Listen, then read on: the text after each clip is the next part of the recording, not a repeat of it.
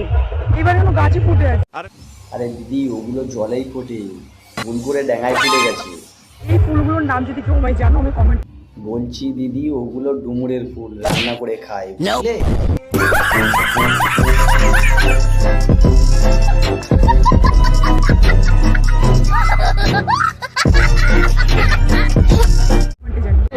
তোমার বাবার ট্রেন আমার বসার জায়গা। কি ওই ট্রেনটা কি গাঁড়ে মেরিয়ে কিনেছিল? अरे कहना क्या चाहते हो? বসে আছি, বাড়িতে বলো বাবা ট্রেন বন্ধ চলবে। আর দিদিকে সবাই বসতে দাও, ওটা ওর বাপের ট্রেন। कितने तेजस्वी लोग हैं हमारे पास, कितने शानदार विचार रखते हैं। আমার বাবাকে পৃথিবীর সবাই ভালোবাসে, আমার বাবা ছাড়া পৃথিবী পুরো অচল। আমার বাবাকে আচ্ছা তাহলে দেখাও তোমার বাবাকে, একটু দেখি তোমার বাবা কেমন দেখতে।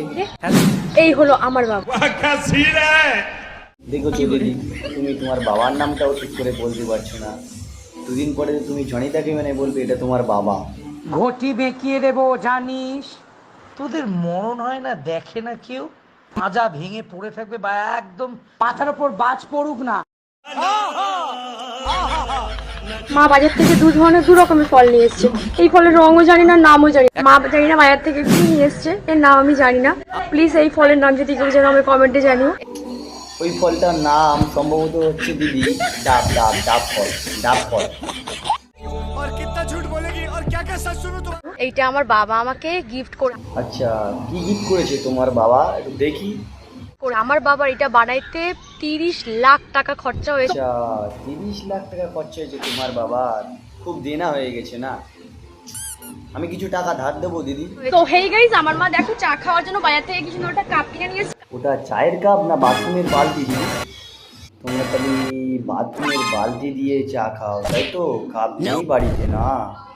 কাপটা দেখেছো গাইস কি সুন্দর চমকাচ্ছে। হ্যাঁ এখন আমি সকালবেলায়, দুপুরবেলায়, রাতের বেলায় এতে করে চা খাবো গাইস। আমি চলেছি হাওড়া ব্রিজে। আরে না দিদি, ওটা হাওড়ার ব্রিজ না, তুমি ভুল কথা বললে, ওটা হচ্ছে ফারাক্কার ব্রিজ। ইচ্ছা করছিল, মাকে বললাম যে মা তুমি আম নিয়ে আসো না। মা আমের বদলে 1 টাকা দামের আমের আচারের চাটনির প্যাকেট এনে দিয়েছে। বাহ বেশ ভালো কাজ করেছে, খাও, খেয়ে একটু মাথায় মেখে নাও যাতে তোমার বুদ্ধিটা একটু বাড়ে, বুঝলে। কালকে আমার বাবা রাতের বেলায় আফ্রিকার জঙ্গলে গেছে। আফ্রিকা জঙ্গলে কি করতে গিয়েছিল দিদি? সেখান থেকে এই খাঁটি মধুটা নিয়ে এসেছে। আমার মনে হচ্ছে ওটা মদ্দা মৌমাছির মধু, নাকি দিদি? তুমি কি বলো?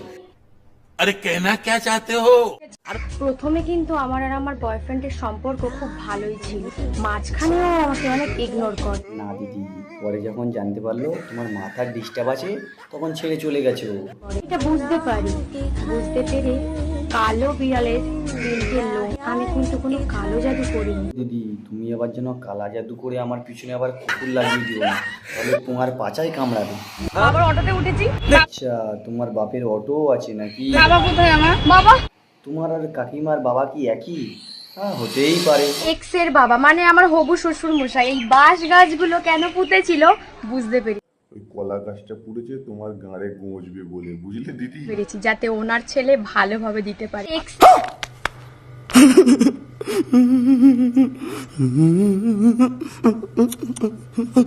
হ্যালো গাইস, দেখো গাইস আমার বয়ফ্রেন্ড দোকাতে গিয়েছিল, সেখান থেকে আমাকে এটা গিফট করেছে। ওই জন্য বলি চিংড়ি মাছের দাম কেন এত কম, ওগুলো দিয়ে কানের তৈরি হচ্ছে নাকি?